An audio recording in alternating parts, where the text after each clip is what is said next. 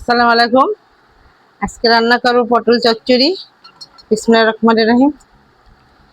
একটা রসুন কুচিয়ে নিয়েছি, আর এই যে পেঁয়াজ দিয়ে দিলাম, 4টে পেঁয়াজ।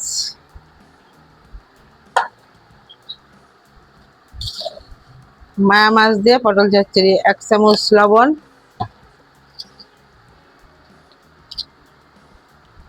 এক চা চামচ হলুদ,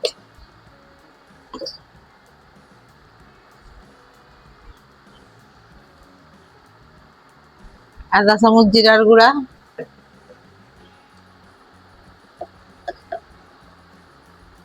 আধা চামচ ধনিয়ার গুঁড়া। এবার তেল দিয়ে দিলাম 3 টেবিল চামচ মতো। ভালো করে মেখে নেব।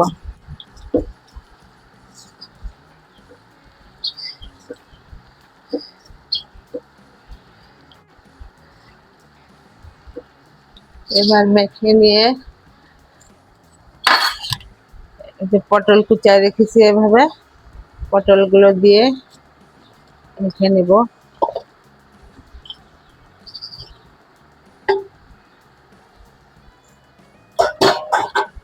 শুকনা মরিচের গুঁড়া দিব না, শুধু কাঁচা মরিচ দিয়ে রান্না করব।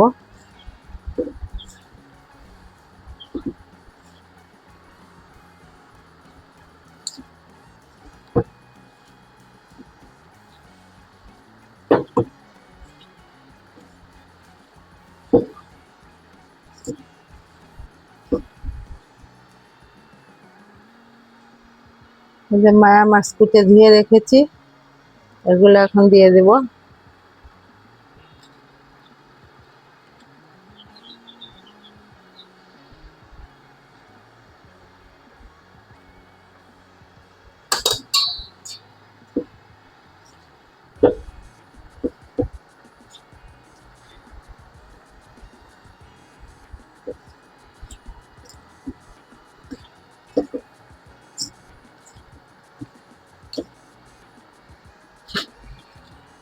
এবার কাঁচামরিচ দিয়ে দিলাম।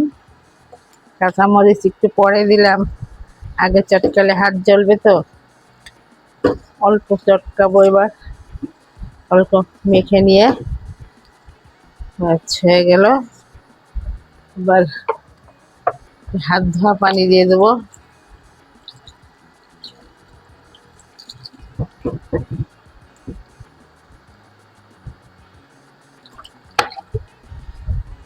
বাস, এবার চুলায় চাপাই দেবো।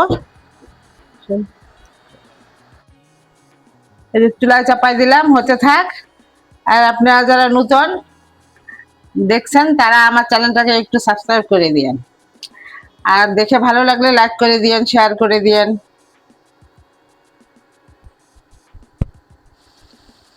এই যে আমার চচ্চড়ি সাদা দেখা যাচ্ছে, আজকে শুকনো মরিচ দিইনি তাই সাদা দেখা যাচ্ছে। এবার খানিক টমেটো দিয়ে দেবো উপর থেকে, আর ধনে পাতা দিয়ে দেবো।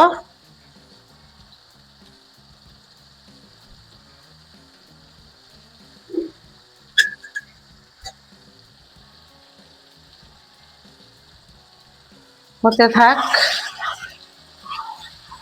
তার আগে বলি, আপনারা যারা ফেসবুক থেকে আমার রান্নাটা দেখছেন তারা একটু ফলো দিয়ে রাখবেন, আর রান্নাটা করে খাবেন, অনেক মজা। হতে থাক, আর একটু ফাইনাল দেখাই দেব। টমেটো সেদ্ধ হলে, মাছ আর পটলটা সিদ্ধ হয়ে গেছে, এখন টমেটোটা সিদ্ধ হলেই হয়ে যাবে। এই যে আমার তরকারি চচ্চড়ি হয়ে গেছে। এবার চুলা বন্ধ করে দেবো, পোড়া পোড়া হয়ে গেছে।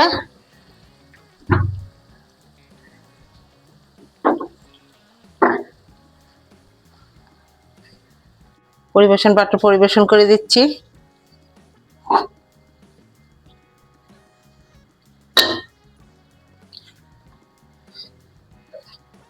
ভিডিওটা ভালো লাগলে একটু লাইক করে দিয়েন, এভাবে আমার পাশে থাকেন।